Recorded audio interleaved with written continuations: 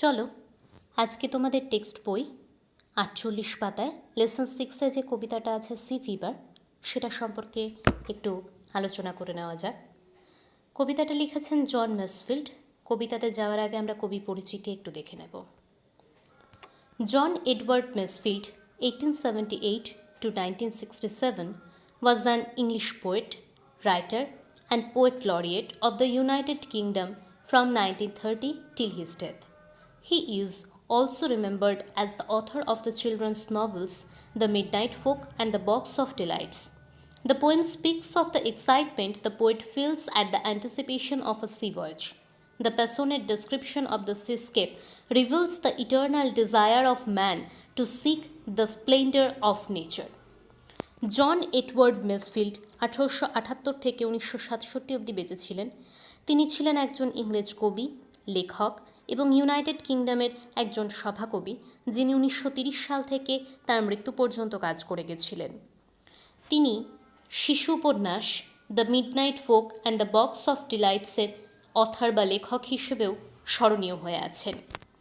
এই কবিতাটা গোটাটাতে বর্ণিত আছে কবির সমুদ্রযাত্রার যে আকাঙ্ক্ষা এবং তার জন্য তিনি যে উত্তেজনা অনুভব করেন সেই কথা, এবং গোটা কবিতাতে যে আবেগী বর্ণনা সামুদ্রিক দৃশ্যের দেওয়া হয়েছে তাতে প্রকৃতির সৌন্দর্য, প্রকৃতির চমৎকার বর্ণিত হয় এবং সেই চমৎকারকে খুঁজে পাওয়ার জন্য মানুষের যে চিরন্তন আকাঙ্ক্ষা সেটাও গোটা কবিতা জুড়ে বর্ণিত হয়েছে। চলো এবার কবিতাটা পড়ি। I must go down to the seas again, to the lonely sea and the sky, and all I ask is a tall ship and the stir to steer her by, and the wheels kick and the wind song and the white sails shaking, and a grey mist on the sea's face and a grey dawn peking. কবি একটা মজবুত জাহাজে আবার সমুদ্রে যাওয়ার ইচ্ছে প্রকাশ করেছেন। এখানে যে টল শব্দটা আছে, এই টল শব্দটার মানে কিন্তু শুধু যে লম্বা বোঝাচ্ছে তা নয়, আরও ভালোভাবে বলতে গেলে এই টল শব্দটা দিয়ে মজবুত এই কথাটা কবি বোঝাতে চেয়েছেন। তিনি পথপ্রদর্শক হিসেবে চান একটি তারা, তিনি অনুভব করতে চান জাহাজের চাকার তথা স্টিয়ারিংয়ের হুইলের ধাক্কা, তিনি শুনতে চান সাদা পালের কম্পনের শব্দ, হাওয়ার সুর এবং দেখতে চান সমুদ্রের ওপরে ধূসর কুয়াশা ও ধূসর ভোর হওয়া। এখানে খেয়াল করতে হবে স্টিয়ারিং হুইলের ধাক্কা তথা পথ চলার বাধা বিপত্তির কথা কবি এখানে বলেছেন। I must go down to the seas again, for the call of the running tide is a wild call and a clear call that may not be denied. And all I ask is a windy day with the white clouds flying, and the flung spray and the blown spume and the seagulls crying. সমুদ্রের ডাক তার কাছে বন্য, অমলিন এবং অপ্রতিরোধ্য। তিনি চান সাদা মেঘ ভেসে বেড়ানো একটা ঝোড়ো দিন। তিনি অনুভব করতে চান জলের ঝাপটা তার গায়ে এসে পড়ছে। তিনি চান ঢেউয়ের ফেনা দেখতে ও গাংচিলের ডাক শুনতে। এখানে খেয়াল করতে হবে কবি চোখ, কান, স্পর্শেন্দ্রিয় এগুলোর অনুভূতিকে ছুঁয়ে যাওয়ার মতো কিছু শব্দ চয়ন করেছেন। এরপর চলে যাব আমরা তৃতীয় স্তবকে। I must go down to the seas again, to the vagrant gypsy life, to the gulf's way and the whale's way where the wind's like a whetted knife, and all I ask is a merry yearn from a laughing fellow rover, and quiet sleep and a sweet dream when the long trick's over. তিনি সমুদ্রে যাযাবর জীবনযাপন করতে চান। তিনি যেতে চান গাংচিল ও তিমিদের পথে, যেখানে হাওয়া শান দেওয়া ছুরির মতো তীক্ষ্ণ। কবি তার সহনাবিকের থেকে মজার গল্প শুনতে চান এবং যাত্রা শেষে কবি মিষ্টি স্বপ্নভরা নিশ্চিন্ত নিদ্রা উপভোগ করতে চান। এখানেও খেয়াল করার বিষয় তীক্ষ্ণ ছুরির মতো হাওয়া, অর্থাৎ আবার সেই জীবন পথের বাধার মোকাবিলা করা এবং তা সত্ত্বেও মজার গল্প, মিষ্টি স্বপ্ন প্রত্যাশা করার দৃঢ়তা এবং বিশ্বাস। এখানে তিমির কথা কেন বলা হয়েছে? তিমি জলে থাকলেও স্তন্যপায়ী প্রাণী, এদের বাতাস ছাড়া চলে না। এরা শিশুকে লালন পালন করে, তাদের সাথে বন্ধুত্ব তৈরি করে, সহযোগিতা করে। তিমিদেরও ইমোশনস আছে, খেলা করে, গান করে, দুঃখ প্রকাশ করে, অর্থাৎ অনেকটা আমাদেরই মতো। তাই এখানে তিমির কথা উল্লেখ করা হয়েছে। এখন মোটামুটি কবিতাটার পর্যালোচনা হলো, কিছুটা অর্থও তোমাদের কাছে পরিষ্কার হলো। এখন বলি নামকরণ নিয়ে। ফিভার কথাটার মানেই হচ্ছে জ্বর। আমাদের সকলেরই জানা জ্বর মানেই কোনো না কোনো রোগের লক্ষণ। এখানে কবির হয়েছে সি ফিভার। তাহলে রোগটা কি?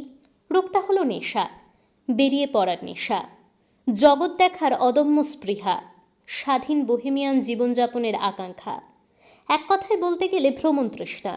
আর এরকম যাযাবর জীবনের সমস্যা তো থাকবেই, কিন্তু তাতে কি, নেশা বলে কথা। তবে আরও একটা কথা বলতেই হয়, ফিভারিশ মানে জানো তো, স্ট্রং ফিলিংস অফ এক্সাইটমেন্ট। যেমন যতই তোমার ঠান্ডা লাগুক, বৃষ্টি হলেই ছাদে উঠে ভিজবে, কিংবা শিলাবৃষ্টি হলেই শিলাখণ্ড তোমার মুখে পোড়া চাই চায়, তাতে যত অসুবিধাই হোক না কেন। এদিক থেকে দেখলেও কবি সমুদ্রযাত্রা নিয়ে আবেগ জ্বরে আক্রান্ত। আসলে কবি ব্যক্তিগতভাবে একজন নাবিক ছিলেন এবং পরবর্তী জীবনে সেই কর্ম তাকে পরিত্যাগ করতে হলেও ভ্রমণ তৃষ্ণা তার অন্তর থেকে কখনো বিলুপ্ত হয়নি।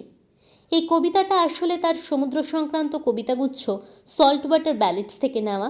তিনি দীর্ঘজীবী ছিলেন, প্রচুর লেখালেখি করেছিলেন। বড় হয়ে তোমরা তার বিষয়ে নিশ্চয়ই অনেক কিছু জানবে। এবার আরও একবার কবিতার বিষয়বস্তুটা বলে নিই। কবি বারংবার সমুদ্রযাত্রায় যেতে চান। তিনি শুধুমাত্র চান একটা জাহাজ আর ধ্রুবতারা, এবং জাহাজটি অবশ্যই মজবুত হতে হবে। তিনি চান তার সঙ্গে যাক বাতাসের গান আর হাওয়ায় কাঁপা সাদা পাল। কবির পক্ষে সমুদ্রের ডাক উপেক্ষা করা খুব কঠিন। তিনি যেন দেখতে পান হাওয়ায় উড়ে যাওয়া সাদা মেঘ আর শুনতে পান সামুদ্রিক পাখির ডাক। কবি ভবঘুরের জীবনকে আপন করে নেন।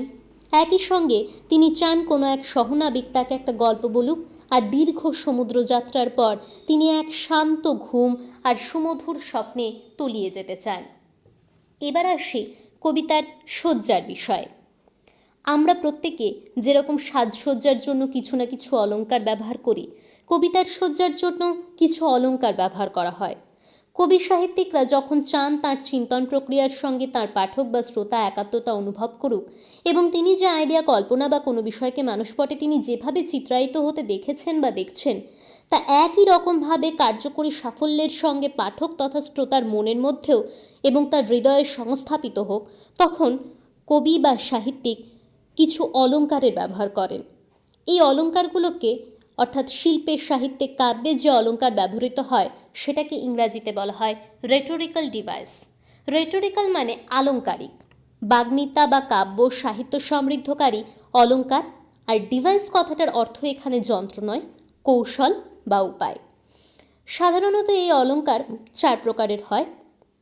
অত বিশদে জানার তোমাদের দরকার নেই, শুধু একটু জেনে রাখো, কোথাও থাকে লজিক বা রিজন, কোথাও থাকে ইমোশনস অর্থাৎ ইমোশনকে টাচ করার চেষ্টা, কোথাও থাকে নৈতিক বিষয় অর্থাৎ এথিক্যাল অ্যাপ্রোচ, আবার কোথাও থাকে সময়োপযোগী লেখা, যেটা হয়তো সময়ের পরে অতটা গুরুত্বপূর্ণ নাও থাকতে পারে। যাই হোক, এ বিষয়ে অনেক তর্ক বিতর্ক আছে, তোমরা পরবর্তীকালে পরে এ বিষয়ে অনেক কিছু জানবে। কিছু রেটোরিক্যাল ডিভাইসেসের নাম বলতে পারি: alliteration, personification, metaphor, simile, anaphora, hyperbole ইত্যাদি। এবার আমরা এই কবিতায় যে রেটোরিক্যাল ডিভাইসেসগুলোকে ব্যবহার করা হয়েছে সেগুলোর সম্পর্কে কিছু আলোচনা করব। প্রথমেই যেটা আলোচনা হবে সেটা হচ্ছে পার্সোনিফিকেশন। পার্সোনিফিকেশন মানে ব্যক্তিত্ব আরোপণ বা মানবীকরণ, অর্থাৎ কোনো অপ্রাণীবাচক বস্তুর মধ্যে প্রাণ আরোপ করা, তাকে মানবিকতা দেওয়া, তার উপর ব্যক্তিত্ব আরোপ করা। যেমন ধরো, তোমাদের যদি সামনে বইটা খোলা থাকে তাহলে তোমাদের বুঝতে সুবিধা হবে। লোনলি সি অর্থাৎ সমুদ্র একাকী। আবার এখানে দেখো, and star to steer her by. এখানে হারটা কাকে বোঝাচ্ছে? হারটা বোঝাচ্ছে কিন্তু জাহাজকে। অনেক সময় প্রশ্নই থাকে যে এই হারটার দ্বারা কাকে বোঝানো হয়েছে। সেক্ষেত্রে বলতে হবে হার শব্দটার দ্বারা জাহাজকে বোঝানো হয়েছে। অথবা উইন্ডস সং অর্থাৎ বাতাসের গান, অথবা সিজ ফেস অর্থাৎ সমুদ্রের মুখ। এই শব্দগুলোর দ্বারা প্রত্যেকটা অপ্রাণীবাচক বস্তুর মধ্যে একটা প্রাণসত্তা আরোপ করা হয়েছে। এরপর যেটাতে আসছি সেটা হচ্ছে অ্যালিটারেশন, বাংলায় যাকে বলা হয় অনুপ্রাস। অনু শব্দের অর্থ পরে বা পিছনে, আর প্রাস শব্দের অর্থ বিন্যাস, প্রয়োগ বা নিক্ষেপ। একই ধ্বনি বা ধ্বনিগুচ্ছের যথাসম্ভব কাছাকাছি থেকে একাধিকবার ব্যবহারের ফলে যে সুন্দর ধ্বনিসাম্যের সৃষ্টি হয় তাকেই বলা হয় অনুপ্রাস। রবীন্দ্রনাথেরই একটা লাইন দেখো, গুরু গুরু মেঘ গুমরি গুমরি গরজে গগনে গগনে। গুরু গুরু গুমরি গুমরি গরজে গগনে গগনে। এখানে গ ধ্বনিটা কতবার এসেছে? মোটামুটি গুনতে গেলে প্রায় 8 বার মতো এসেছে, যেটা অলঙ্কার অনুপ্রাস, অর্থাৎ এটাই অনুপ্রাসের উদাহরণ। সেরকমই একটা অনুপ্রাসের উদাহরণ বা অ্যালিটারেশনের উদাহরণ তোমাদের যেটা কবিতায় আছে সেটা একটা তুলে ধরা হয়েছে, the wheel's kick and the wind's song. এখানে ডাব্লুটা দেখো 2 বার এসেছে। তাছাড়া তোমাদের কবিতাতে 3rd স্ট্যান্জাতে দেখো একটা লাইন আছে, to the gull's way and the whale's way where the wind's like a whetted knife. এই যে way, whale's, way, where, wind's, whetted, এখানেও দেখো বারবার ডাব্লুটা ফিরে ফিরে এসছে। তাহলে এটাও একটা অ্যালিটারেশনের উদাহরণ। আরেকটা জায়গা দেখায় তোমাদের, প্রথম স্ট্যান্জাতে চলে এসো, a tall ship and a star to steer her by. এখানে দেখো স সাউন্ডটা অর্থাৎ এসটা বারবার ফিরে ফিরে এসছে। এই ধরনের সাউন্ডকে বলা হয় সিবিল্যান্ট অ্যালিটারেশন, অর্থাৎ হিসিং সাউন্ডটা বারবার ফিরে ফিরে এসছে। এখানে বারবার এস সাউন্ডটা এসছে, এটাকে হিসিং সাউন্ড বলা যায় বা সিবিল্যান্ট সাউন্ড বলা যায়। যেহেতু এস সাউন্ডটার দ্বারা একটা কনসোনান্ট সাউন্ডই বারবার ফিরে ফিরে এসছে, তাই এটাকে আমরা সিবিল্যান্টিক অ্যালিটারেশনও বলতে পারি। এরপর যেটা আসছে সেটা হচ্ছে অ্যানাফোরা। অ্যানাফোরাতে যাওয়ার আগে কি সেটা সম্পর্কে বলার আগে আমরা একটা কবিতা দেখাই, উদ্ধার উত্তর। আজ বয়সী শিথিল গ্রন্থি রন্ধ্রে রন্ধ্রে উত্তর খুঁজে পায় সেদিনের অভুক্ত অবোধ জিজ্ঞাসার। আজ বুঝি সেদিনের বরাহ অবতার কেন বিস্তৃত হয়েছিল সময়, কি খুঁজে পেত নষ্ট গলিত অবশিষ্টের উচ্ছ্বাসে, ভরা পেটের নিক্ষিপ্ত নির্যাসে। আজ বুঝি কেন অফিসের কোনায় জমে থাকা এক রাশপুঞ্জে এক পিঠ সাদা কাগজ থাকে অনেক। আজ বুঝি মেষবাড়ির রান্না সারা মায়েরা কেন আঁচলের তলায় লুকিয়ে বাটি হাসি মুখে হাঁটে দীর্ঘ পথ। আজ বুঝি কেন খেতে হয় ভাত বড় বড় গ্রাসে তেঁতুলের সাথে কোঁত কোঁত করে। সেদিনের অচেনা ভুবন আজ চেনা হয়ে গেছে, হয়তো আমার নামের পাশে বসেছে দারিদ্র্যের আরেকটি নাম, শুধু নতুন পোশাকে। এই গোটা কবিতাতে দেখো আজ বুঝি এই শব্দটা 4 বার ঘুরে ফিরে এসছে। এটা যে ঘুরে ফিরে এসছে এটাকেই বলা হয় অ্যানাফোরা, অর্থাৎ এই যে শব্দগুচ্ছ বা শব্দদল রয়েছে সেটাকেই আমরা বলছি অ্যানাফোরা। এবার আমরা আমাদের কবিতাতে খুঁজব কোনগুলো anaphora. I must go down to the seas again, first stanza first লাইনেই তোমরা পাবে। সেকেন্ড স্ট্যান্জাতেও ফার্স্ট লাইনে তোমরা পাচ্ছ I must go down to the seas again. আবার থার্ড স্ট্যান্জাতেও ফার্স্ট লাইনেই তোমরা পাচ্ছ I must go down to the seas again, অর্থাৎ এটা একটা অ্যানাফোরার উদাহরণ। আবার দেখো ফার্স্ট স্ট্যান্জার second line, and all I ask is a, এটা হলো। আবার সেকেন্ড স্ট্যান্জার থার্ড লাইনে চলে এসো, and all I ask is আ। আবার থার্ড স্ট্যান্জার থার্ড লাইনে চলে এসো, and all I ask is আ। এগুলোও কিন্তু অ্যানাফোরার উদাহরণ। এই অ্যানাফোরাটা কেন ব্যবহার করা হয়? কবি যখন কিছু বোঝাতে চান বা যখন কিছু প্রতিষ্ঠা করতে চান তার মত, তখন জোর দেওয়ার জন্য এই ধরনের অ্যানাফোরা ব্যবহার করা হয়। তাহলে anaphora is a figure of speech in which words repeat at the beginning of successive clauses, phrases or sentences. অর্থাৎ এটা এক ধরনের ফিগার অফ স্পিচ বা রেটোরিক্যাল ডিভাইস, যাতে শব্দগুচ্ছ বা শব্দদল বারবার শুরুতে ফিরে ফিরে আসে কোনো ক্লজের, ফ্রেজের বা বাক্যের, অর্থাৎ সেন্টেন্সের। এই সমস্ত রেটোরিক্যাল ডিভাইসেসগুলো যে তোমাদের প্রচণ্ড পরিমাণে লাগবে বা পরীক্ষাতে আসবে সেরকম কোনো ব্যাপার নয়, কিন্তু তোমাদের জ্ঞাতার্থে কবিতাটা পড়তে যাতে ভালো লাগে তার জন্য আলোচনা করা, এবং পরবর্তীকালে যদি তোমাদের কোনো কাজে লাগে তার জন্য আলোচনা করা। এবার কিছু শব্দের অর্থ আমরা একটু দেখে নেব।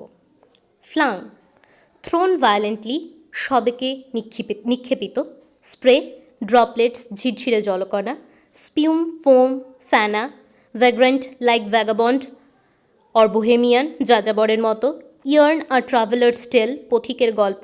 Trick, contextual meaning is journey or sea voyage, অর্থাৎ এখানে যে টেক্সটটা দেওয়া আছে তার মানে হচ্ছে ট্রিকের সমুদ্রযাত্রা।